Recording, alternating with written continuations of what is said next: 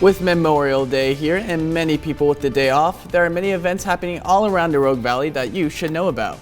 Plus, Senator Ron Wyden facing interruptions at a town hall in Jackson County. We'll tell you his response. And lots going on today across Southern Oregon and Northern California for Memorial Day, but we'll take a closer look what you can expect if you're heading outside. Live, local, late breaking. This is NewsWatch 12 this morning.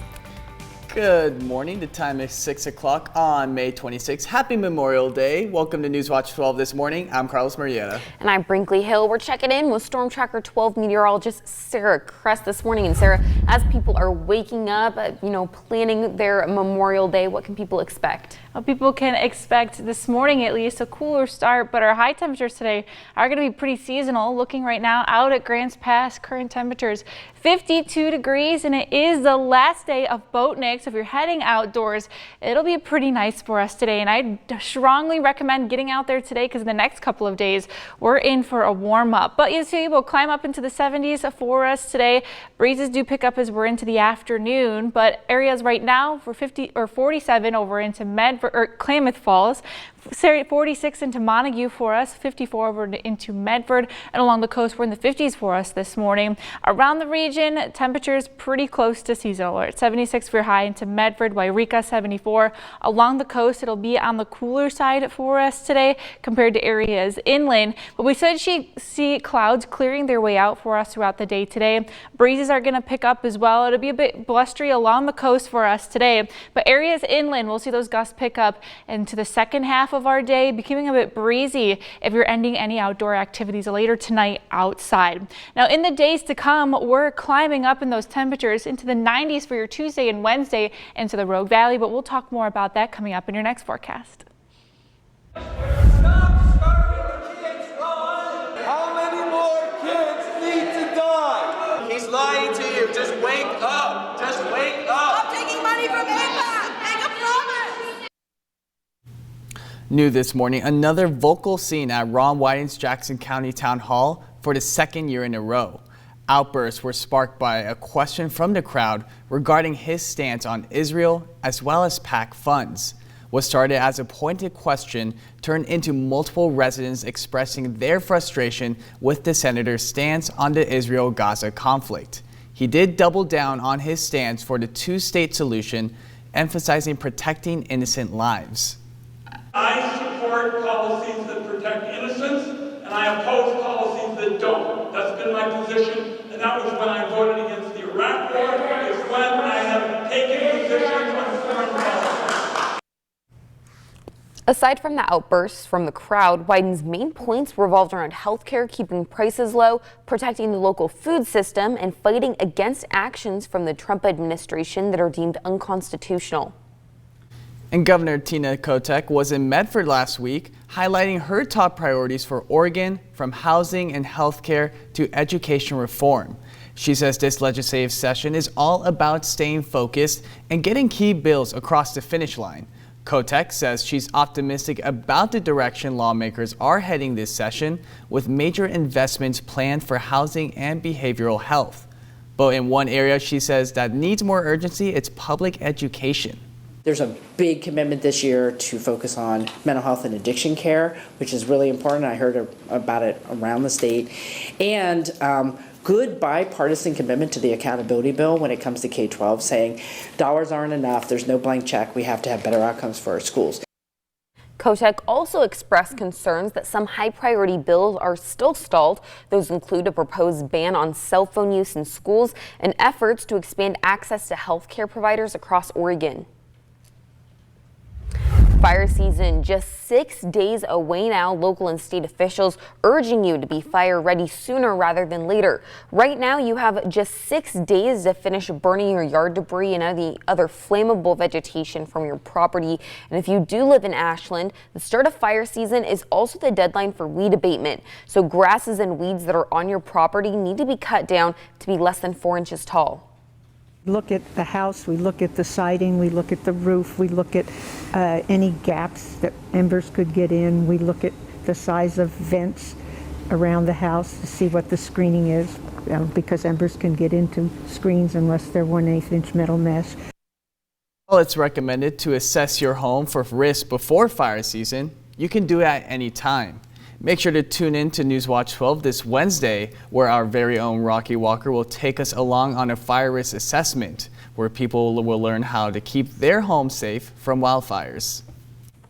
And with fire season almost here, Jackson County Roads and Park is going to be closing all off-pavement areas of the Bear Creek Greenway starting June 1st.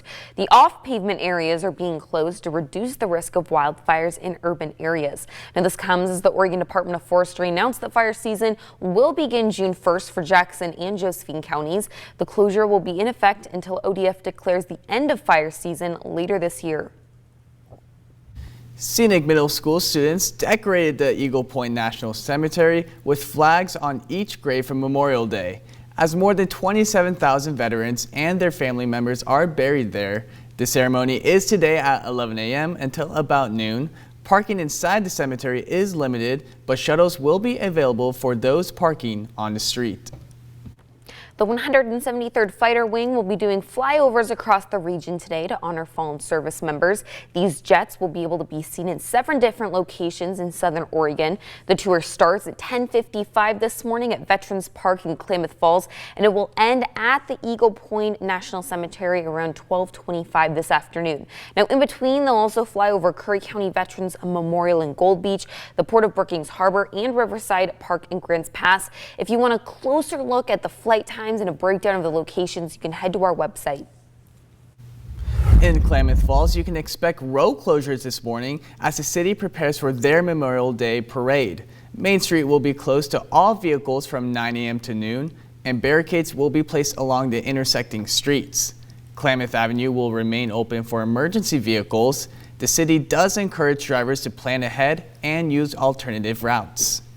The Phoenix Police Department says they're seeing an increase in illegal U-turns downtown. The concerning intersection is North Main Street and North Phoenix Road, but police are reminding you that it's illegal to take a U-turn anywhere there isn't a sign saying U-turn permitted. So U-turns at intersections with traffic signals, on city streets between intersections, or anywhere where your car can't be seen by oncoming traffic is illegal. Those tickets can cost $165.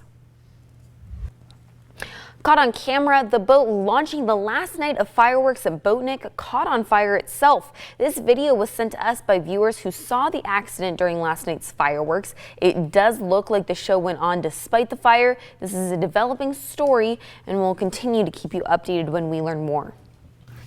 And today is the final day of Boatneck, as Grants Pass saw a busy weekend at Riverside Park and the Rogue River. This weekend saw the annual parade, boat exhibitions, concerts, carnivals, and much more that the community has loved for more than 60 years now. And as we reach the final day, Boatneck is finishing off with the Tom Rice Memorial Boat Race. I grew up here in Grants Pass, and I loved Boatneck as a kid, and I just thoroughly enjoyed. I lived along the river, upriver, and when they would start those motors, it was like a magnet to come down to the park. And today, even today, I still see that. Before the race, there will be a Memorial Day ceremony and flyover, and then the boats get to speed down the Rogue River one last time this year. It'll mark the end of another successful festival, with all money raised going to local children. And with Memorial Day weekend here, many families will be heading out on the water to kick off this summer. But safety is a top priority. Jackson County Sheriff's Marine deputies will be patrolling local lakes and rivers to make sure everyone stays safe. With more boats on the water, it's important that all boaters have the proper safety gear on board, especially life jackets. Children 12 and under are required by law to wear life jackets while on any watercraft. Jackson County Sheriff's Marine Patrol will also be watching for impaired boating to keep the water safe. They encourage everyone to plan ahead and make sure you're operating your boat sober.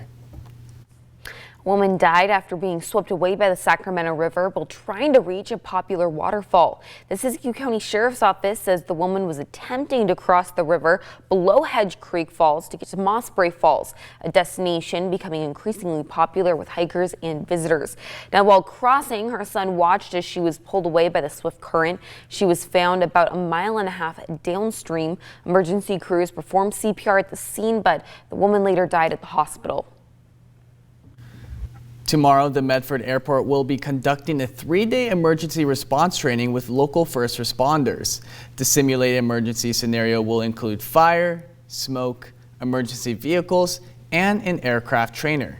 The FAA requires this training every 3 years.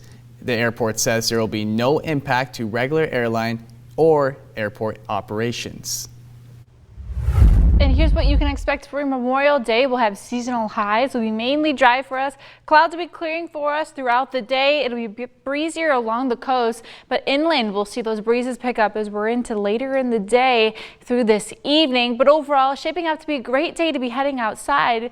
But as we're into the next couple of days, we're warming things up, and it might not look true, but we'll be into the 90s for you on your Tuesday and even into your Wednesday into the Rogue Valley. So we'll talk more about what we can expect in the days to come coming up in your next forecast.